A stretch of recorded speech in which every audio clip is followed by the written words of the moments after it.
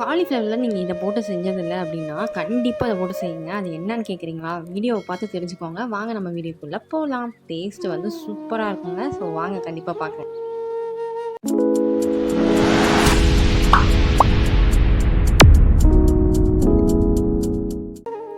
இது வந்து காலையிலலாம் இல்லை, இது வந்து ஒரு அரௌண்ட் 11:30 இருக்கும்னு நினைக்கிறேன். நல்ல செம்ம மோடமாக இருந்தது, கிளைமேட் செம்மையாக இருந்தது. லன்ச் டைமுக்கு வந்து நம்ம சமைக்கிறதுக்கும் நல்லா ஜாலியாக ஹாப்பியாக சமைச்சோம். ஏன்னா இப்போ அடிக்கிற வெயிலில் பயங்கரமாக இருக்குது, சமைக்கவே முடியாது. சரி, அதை என்னென்னு பார்த்துலாமா? இப்போ ஒரு வடை சட்டியில் எண்ணெய் ஊற்றிட்டு கொஞ்சமாக கடுகு கடலைப்பருப்பு போட்டுட்டு பெரிய வெங்காயம் வந்து நான் கட் பண்ணி போட்டிருக்கேன். சின்ன வெங்காயம் இல்லை, நான் பெரிய வெங்காயம் போட்டிருக்கேன். சின்ன வெங்காயம் இருந்துச்சுன்னா போட்டுக்கோங்க.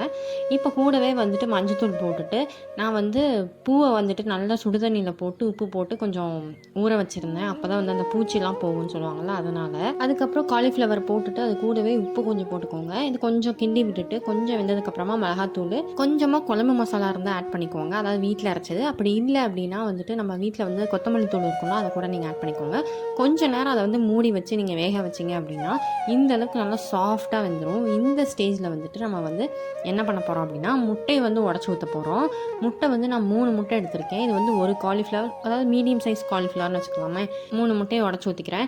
யாருக்கெல்லாம் முட்டையை உடச்சி ஊற்றும் போது அந்த ஓடு வந்து உள்ளே விழுதுன்னு சொல்லிட்டு கமெண்ட் செக்ஷனில் சொல்லுங்கள். முட்டையை உடச்சி ஊற்றிட்டு கொஞ்சமாக அந்த காயெல்லாம் எடுத்து அது மேலே போட்டுட்டு கொஞ்ச நேரம் விட்டுருங்க. அதுக்கப்புறமா நல்லா கிண்டி விடுங்க மீடியம் ஃப்ளேமில் வச்சுட்டு. இந்த ஸ்டேஜ் வந்ததுக்கப்புறமா பெப்பர் வந்து உங்களுக்கு தேவையான அளவுக்கு போட்டுட்டு நல்லா கிண்டி விட்டுட்டு உங்கள்கிட்ட கொத்தமல்லி தழை இருந்தது அப்படின்னா மேலே தூவி சர்வ் பண்ணிங்க அப்படின்னா செம்ம டேஸ்ட்டாக இருந்தது இந்த பொரியல் வந்துட்டு.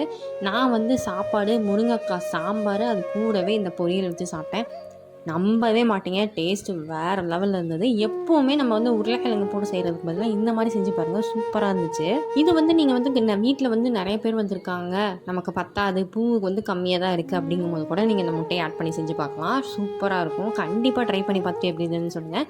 நீங்கள் இந்த சேனலுக்கு புதுசாக இருந்தீங்கன்னா மறக்காமல் சப்ஸ்கிரைப் பண்ணிக்கோங்க. பக்கத்தில் இருக்க பெல் பட்டனையும் கிளிக் பண்ணிக்கோங்க. இந்த வீடியோ வந்து எல்லாருக்கும் ஷேர் பண்ணி விடுங்க. பாய்.